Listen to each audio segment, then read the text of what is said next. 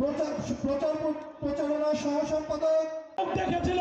এছাড়া দিনাজপুর আপনারা জানেন যে 2024-এর জুলাই গণ অভ্যুত্থানের মধ্যে দিয়ে আজকের এই পরিবর্তিত বাংলাদেশ, যার ফলে আমরা আপনাদের সামনে জানিয়ে দু চারটি কথা বলার সুযোগ পাচ্ছি। তাই আজকের এই সমাবেশের শুরুতেই আমি গভীর শ্রদ্ধা করে স্মরণ করছি এই জুলাই গণ অভ্যুত্থানের শহীদদের, স্মরণ করছি 71-এর বীর মুক্তিযোদ্ধাদেরকে, যারা জীবন দিয়ে সংগ্রাম করে আমাদেরকে একটি স্বাধীন সার্বভৌম রাষ্ট্র উপহার দিয়েছেন। আপনারা জানেন গণ অধিকার পরিষদের চারটি মূলনীতি, গণতন্ত্র, ন্যায় বিচার, অধিকার এবং জাতীয় স্বার্থ, এই যে সীমান্তবর্তী একটি এলাকা হওয়ায় আপনারা খুব ভালোভাবে আমাদের প্রতিবেশী রাষ্ট্র ভারতের আচরণের প্রতি অবগত আছেন।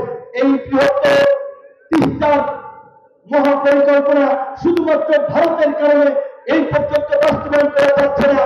আর ভারতের কারণে তিস্তা বাস্তবায়ন মহাপরিকল্পনা বাস্তবায়ন হওয়ার ফলে এই এলাকার মানুষ প্রতি বছর বন্যায় ক্ষতিগ্রস্ত হচ্ছে, খরায় ক্ষতিগ্রস্ত হচ্ছে। আমরা চাই আগামীতে যে সরকার আসবে সেই সরকার জনগণের প্রতি দায়বদ্ধ থেকে এই তিস্তা মহাপরিকল্পনা বাস্তবায়ন করবে। দিনাজপুরের 3টি নদীর তীরবর্তী মানুষও যেভাবে বন্যায় ক্ষতিগ্রস্ত হয়, খরায় ক্ষতিগ্রস্ত হয়, তাদের এই ক্ষতি পুষিয়ে ওঠার জন্য একটি টেকসই পরিকল্পনা নেবেন। মাগরিবের আযান সন্নিকটে হওয়ায় আমরা বক্তব্য দীর্ঘায়িত না করে আমরা সংক্ষিপ্তভাবে শেষ করতে চাই। সর্বশেষ দিনাজপুরের মানুষের উদ্দেশ্যে এইটুকু কথা বলতে চাই, কবির ভাষায়, এসেছে নতুন শিশু, ছেড়ে দিতে হবে তার স্থান। তো কাজে আজকে সেই নতুন প্রজন্ম রাজনীতিতে এসেছে, তাদের পাশে যদি আপনারা না দাঁড়ান, তাদের চিন্তা ভাবনাকে যদি আপনারা সমর্থন না করেন, তাহলে নতুন বাংলাদেশ হবে না।